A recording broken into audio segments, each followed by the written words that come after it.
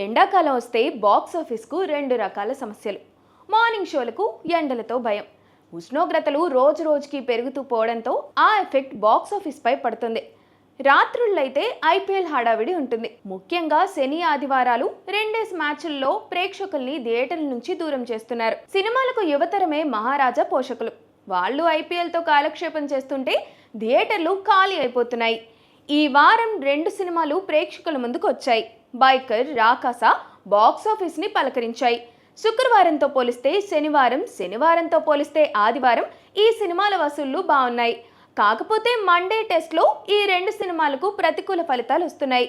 Book my show open చేస్తే కనిపించేవన్నీ పచ్చతోరణాలే. పొద్దుట ఎండలు మండిపోతున్నాయి కాబట్టి మార్నింగ్ షోలకు జనం ఆసక్తి చూపించడం లేదు. పైగా వర్కింగ్ డే. టాక్ బాగుంటే వీక్ డేస్ లో ఈవినింగ్ షోస్ ఫుల్ అవుతాయి.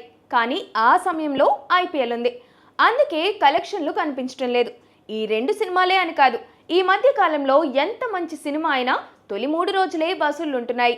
మండే టెస్ట్లో సినిమా నిలబడటం చాలా కష్టమవుతుంది. పెద్ది లాంటి సినిమాలు వస్తే తప్ప వీక్ డేస్లో థియేటర్ల దగ్గర సందడి కనిపించదు. అందుకే అందరి దృష్టి పెద్దిపై పడింది. ఈ వేసవిలో వ్యాపారం అంటే బార్లు, రెస్టారెంట్లదే. రాత్రైతే యంగ్ బ్యాచ్ అంతా సరదాగా ఐపీఎల్ చూస్తూ బార్లలో సేద తీరుతున్నారు. కొన్ని రెస్టారెంట్లు ఐపీఎల్ టైంలో ప్రత్యేకమైన ఆఫర్లు కూడా ఇస్తున్నాయి. దీంతో యూత్ అంతా వీకెండ్స్లో, వీక్ డేస్లో అక్కడ రిలాక్స్ అయిపోతుంది.